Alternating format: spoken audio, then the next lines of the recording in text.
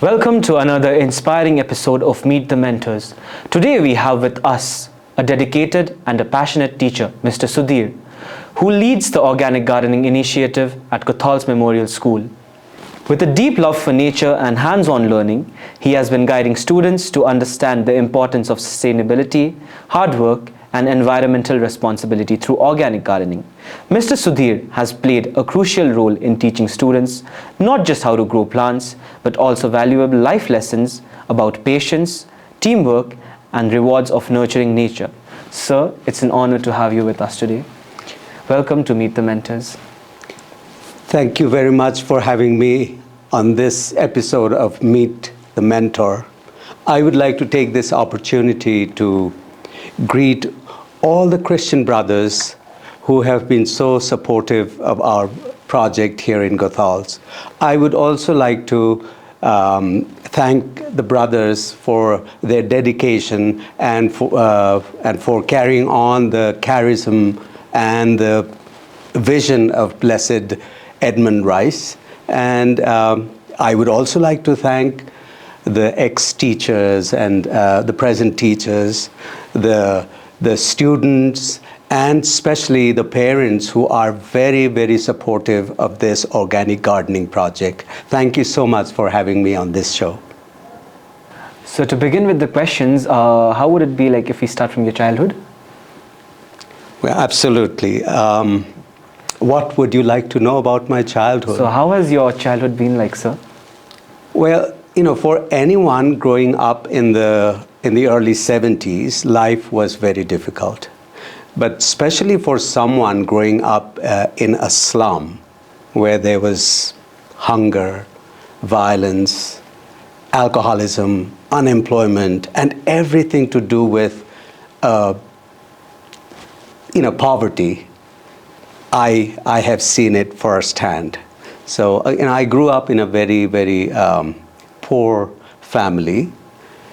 We had 8 children in the family, so a very big family. And right from the beginning, I've been very, very involved in paying for my own education. So right from the young age, I started working. When I was in school, I used to, along with the books, I also used to carry a little hammer to make, stone chips, which would go into building the school. And, life was difficult, but at the same time, I look at that life with a very positive, attitude. I think, all the experiences that I went through during my childhood is what has made me into the person I am right now. Seems like you have been a difficult way through life. So did you foster interest in gardening since your childhood? Well, see, gardening was always a part of our school learning. When I was in school, every year we used to have an exhibition. And during the exhibition, we used to turn our school playground into a lush green garden.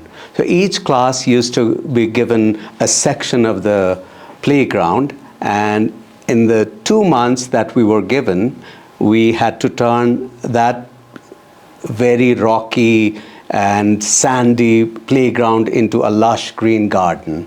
So gardening was always very much a part of our education. So yes, earlier it was not so much interest. We did it because we had to do it.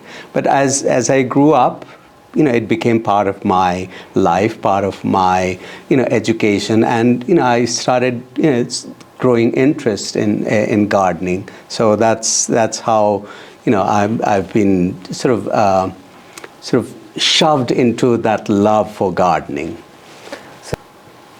So since most of your life experiences are built up through your school, could you tell us a bit about your school?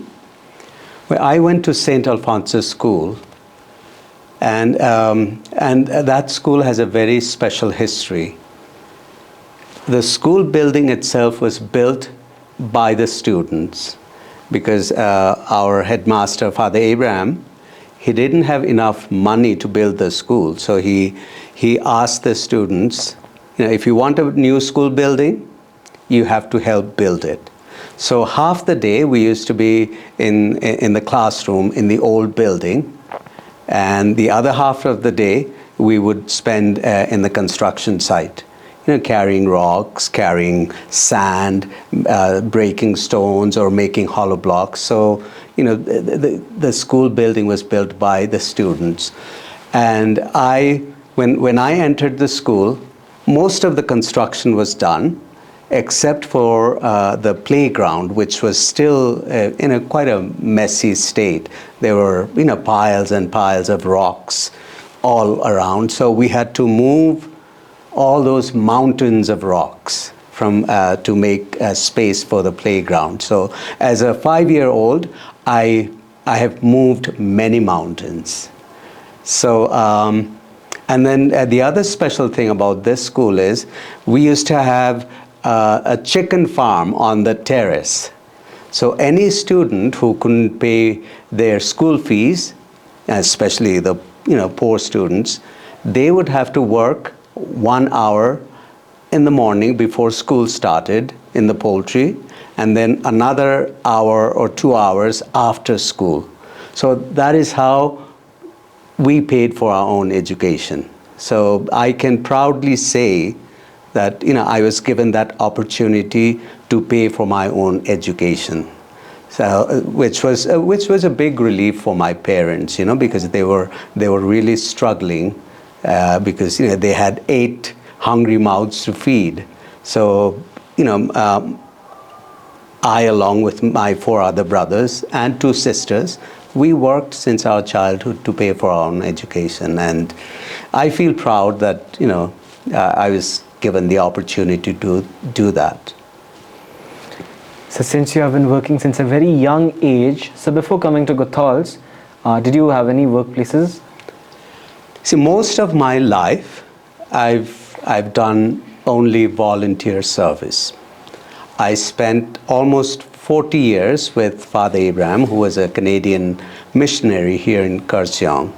So, for about 40 years, I worked alongside with him, just on volunteer basis. But besides that, I have worked for a company who was dealing with Apple. I was in charge of the service department based in Calcutta. And then I've worked for a company which did landscape gardening in Delhi and Calcutta. And then I think the final place where I worked was this resort in Kurseong. I was in charge of the beautification of the whole area. And after that, I joined Goethals. So you have been involved into various fields. It's been very interesting, although especially working for a big company like Apple, and into the service department, and that gave me a lot of experience. And of course, all the other jobs that I've done have always been related to gardening, so that was quite natural. So yeah, I've had some good experiences. So what was the initial thing which drew you towards organic gardening? And how has your journey been through? Well, as I said, I've always been involved with gardening. And my time at Woodcote, Sasak, under Father Abraham, we were trying to find various ways of helping poor people in the villages. And most of the people were involved with gardening. We thought if we could change the way they do farming, it would really make their life simpler. So we came across a book called The Square Foot Gardening, written by Mel Bartholomew, who used to be a civil engineer. He used to have his own business. But after retiring, he was trying to find a way to re-establish himself, and then he got into gardening. So when he got into gardening, he put all his engineering knowledge into gardening. That's why, when you do square meter gardening like we do in Goethals, everything is properly measured. And even the planting, for different vegetables, you plant them in different distances, different depth. So, organic gardening provided us a way to go into the village with this new idea, because the system allowed the farmers to get more production out of their existing land just by changing a few things here and there. Organic gardening, it allows you to make use of your land 12 months a year, whereas the traditional way of growing vegetables in the villages is maximum you're using your land for 3 or 4 months. Rest of the other months the land is just vacant. So you don't get any money out of vacant land. So when we went into the villages with this new, very revolutionary way of doing gardening, people really accepted that idea. And before we got into this new system of gardening, we did a survey of the villages, trying to find out how much money they were making off their field. The average income for a family from gardening was 2,000 rupees a year. That's quite less. And after we introduced organic gardening, their income multiplied almost 5 times. So, instead of 2,000, by making a few changes and using our system of growing vegetables, they were able to increase their income, to 10,000 rupees a year. So, and we had about, all around this area, we had about, 50 farmers who got into organic gardening. And of course, once the production increased, we had to help them with the marketing also. So we had a collection center right in the village.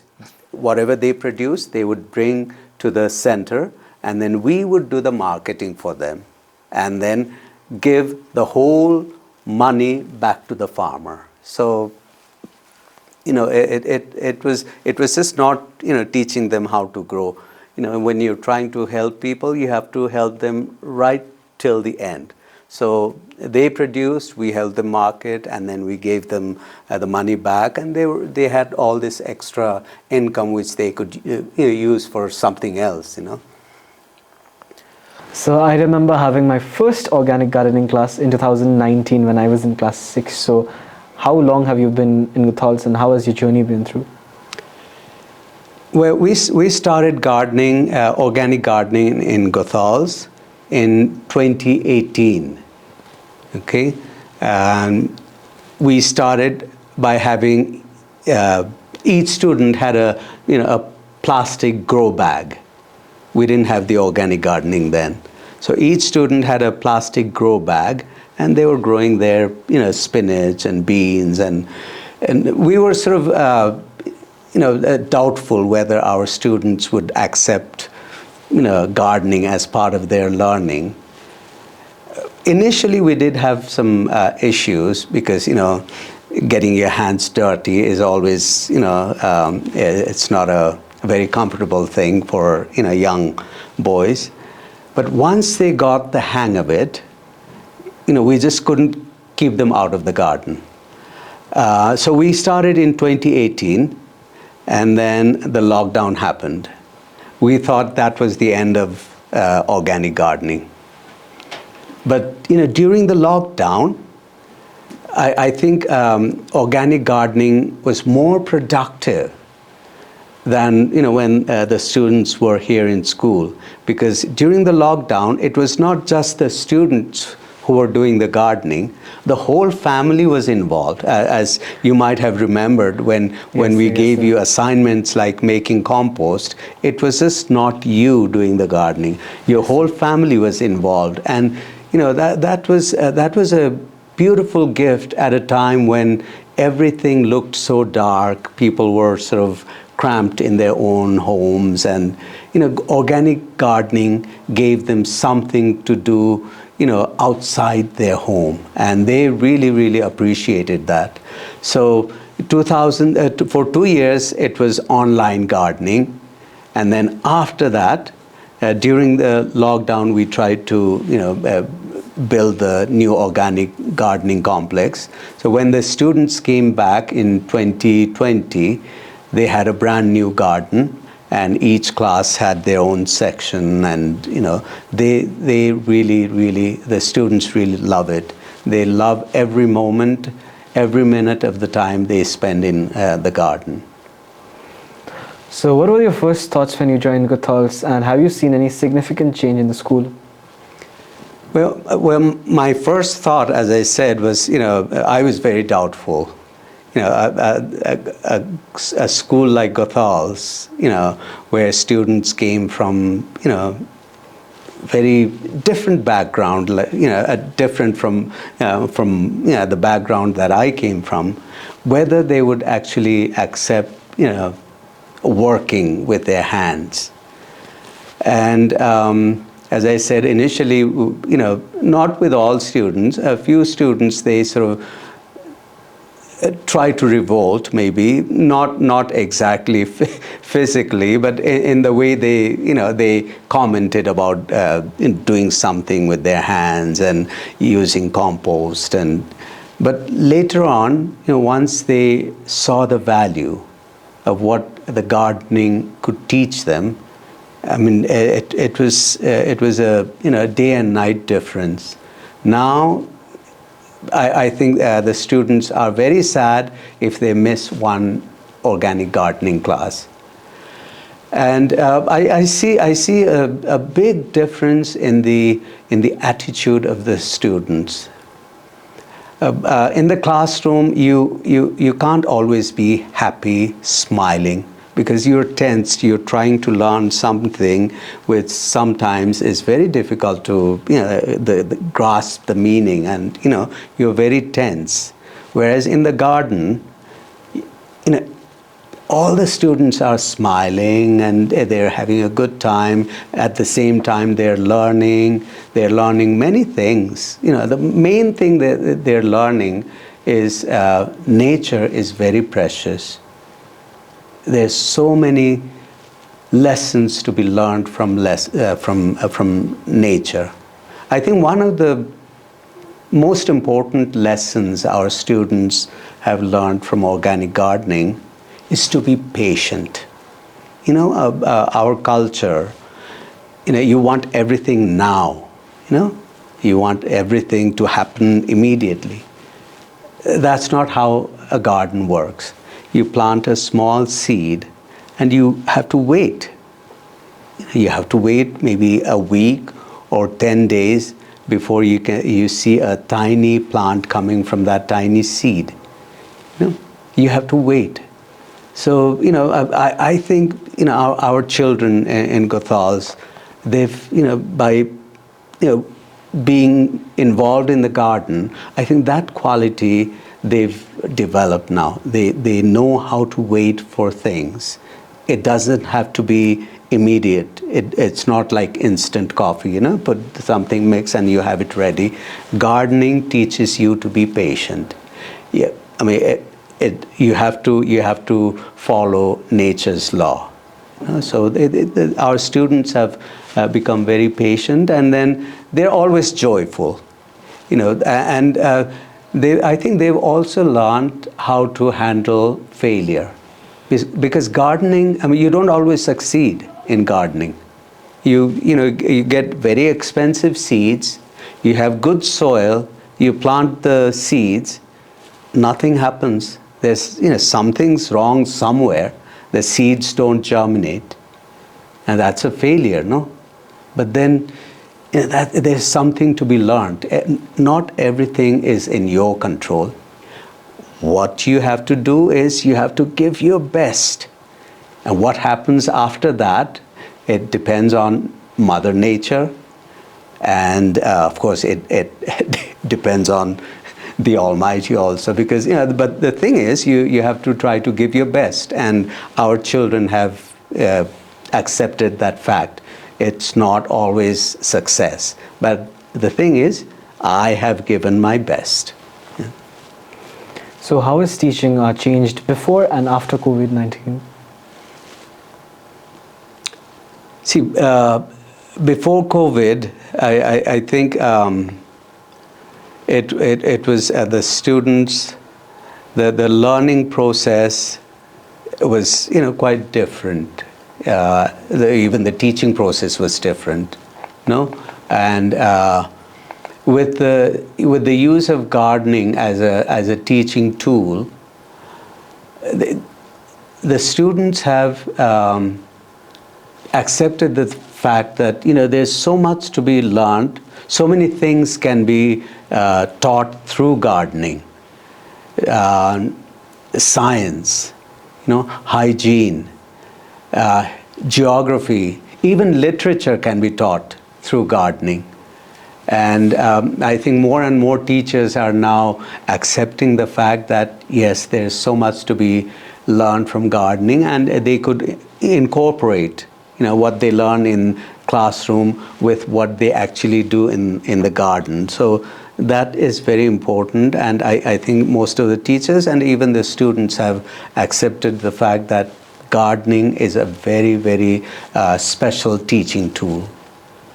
So you have been working in Goethals since 2018, right?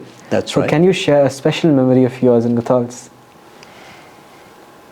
Well, every day is a joy for me because I think unlike other teachers, and I really pity some of the teachers who are teaching very difficult subjects. They have to deal with students who are very, very nervous. Whereas, when they come to the organic gardening, it's always joy. And then I get to see a lot of smiling faces, a lot of laughter.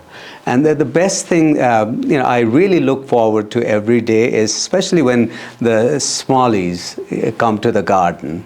I can hear them. I'm usually waiting up in the garden, but I can hear them coming up this road towards the garden, singing a gardening anthem which they have composed. Oh, gee, time is a happy, happy time. So that really lifts my soul, And I'm so grateful that I've been given the opportunity, to be a part of this whole teaching, method through gardening. Every day is a joy. Every day I come across incidents which really, leave a very positive impact on my life. But if I were to pick one incident, it would be very difficult because I'm experiencing those incidents every day. So, I think I could still share. One, a disappointing, thing. We had a lovely, greenhouse with beautiful vegetables growing, and suddenly somebody, forgot to lock the gate, and the monkeys came in and destroyed everything. So, which was a very, very sad thing. But even that incident taught us a lesson that we should be very careful. So it is said that you have planted some numerous trees near Nepal border. So could you share a bit about it? Well, I had some friends visiting me from Canada and Dubai. They're friends that I've known for many years. So during their stay at my place, they wanted to go hiking, and they went up to Sandakphu. In between Sandakphu is a village called Tumling, and they stayed there overnight. And one of my friends used to, travel to Nepal very often and then stop at Tumling. And this time, my friends Scott Harrington and Chris Bake, they had come with their whole family. After coming back from their trek, they both of them said, Sudhir, we need to do something about that place. There's not even one tree standing, just barren mountainside. Can we do something about it? Well, of course, I told them, of course, if you support us, we will try to do something. And then there's a lady there in Tumling who runs a lodge. The name is quite famous, Shikhar Lodge. Neela Didi is the owner. And she herself is very, very dedicated to preserving the environment in that area. So we got in touch with her, Neela Didi, and then of course my friends and myself. And then my friends, they sponsored the expenses, and Neela Didi being right on the spot, she was able to, gather a lot of the village people there to, involve them into planting trees, because they are living there. They have so much problem with water because there's no trees standing. So, and then I was able to go and spend some time guiding them, procuring the saplings, and but we just couldn't go in and plant, because there they practice free ranging. The animals are just let out for grazing. So if we had planted just without any fence, the young trees would have been eaten immediately.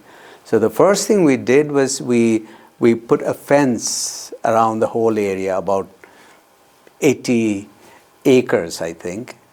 And then after we finished putting up the fence, we started planting the trees. We mainly planted rhododendron trees, because at that height, that altitude is good for rhododendrons. We planted 75,000 trees. The good thing, it took us around 2 planting seasons to plant that many trees.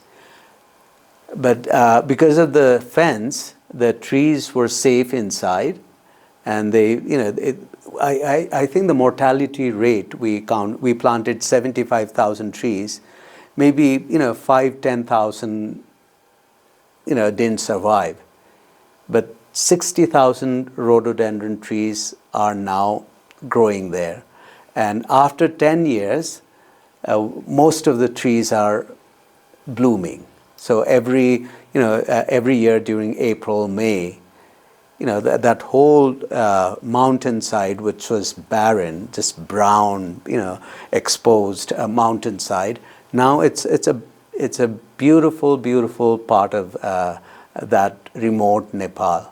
But what happened after, we got the whole ecosystem back in that area.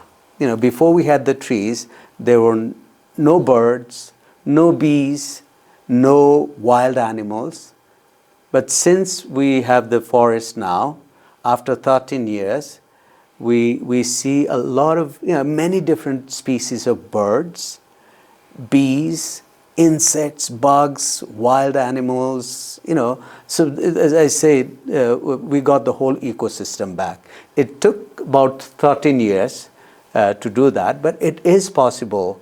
If people are really, dedicated, you can really get the forest back. And I've always, during my time with Father Abraham, every year we used to plant at least 100,000 trees around here. So the forest in Nepal is not one of my first forests.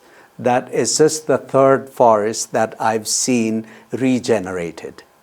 Woodcote, where I lived for 30 years, we used to have, dark, really thick forest. But during the agitation, the forest used to be just, open, place where anyone could go and cut down. And so we lost a lot of the trees.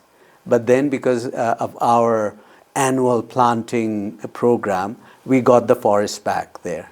And then in Chimney, we started what we called a memorial forest.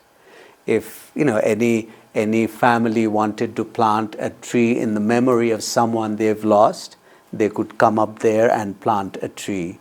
So that way we were able to plant around 50,000 trees.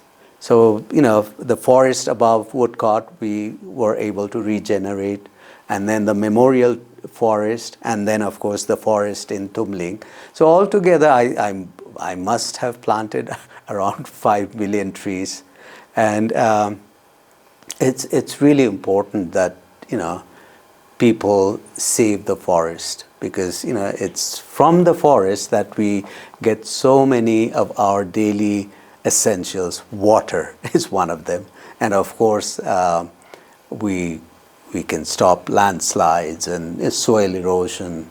So I've been very fortunate that I was able, I was given the opportunity to be part of that reforestation program. And every year I go, sometimes you need to pat yourself for some of the things that you've done. So every time I walk into that forest, I pat myself. You've done something really worthwhile. And I think, even that's something that I want to pass on to my students here in Goethals. In your lifetime, even if you plant one tree, that will mean a lot for the future generation.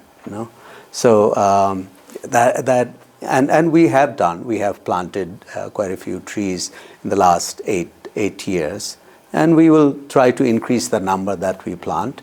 So we can, this area depends on forestry. So we have to get our forests back, and we will do that with, so many dedicated students who are really in love with nature.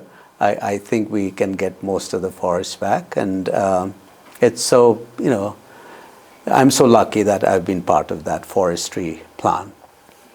So before we conclude this interview, is there any message which you would like to pass to the parents as well as the students? Well, first to the students, I think you all are very, very fortunate to be studying in a school like Goethals with such a high standard of teaching methods, and the whole environment of learning is world class. I think you need to take advantage of that. You're very fortunate that you're part of this institution. So make use of that. Goethals is one of the best, I would say, not only in India, because there were times when students from abroad were coming to Goethals to study. So that means Goethals has a very high standard of education, and you are part of that education system. So you need to give your best to make yourself a highly talented and educated human being and you'll be serving the nation through the education that you will get from Goethals School. So be very grateful for the gift of education that you have, and especially gift of education through Goethals. To the parents, I would just like to thank you for being so supportive of everything that we do here in Goethals. Without your support, Goethals family, teachers can do very little. But because you trust in us, you've given your children to us to be educated, that means a lot to us as teachers. That the future of so many of your children that you've given in our hands, and we're trying. We as teachers, we only have the highest hopes for your children, and please know that we're doing our best, and with your support with your continuous support, I think we can go even higher in the way that we teach our children. So thank you very much for your support and your trust in the teachers that are teaching your children. God bless you, and God bless all our lovely students. Thank you, sir, for sharing your journey with us today. Your passion for organic gardening has taught us that education goes far beyond books. We are grateful for your dedication, wisdom, and we wish you many more flourishing gardens. Thank you. Thank you, dear viewers, for your constant support to our YouTube channel. Don't forget to like, share, and subscribe to our YouTube channel to share this wonderful, inspiring moments. Until next time, have a wonderful day.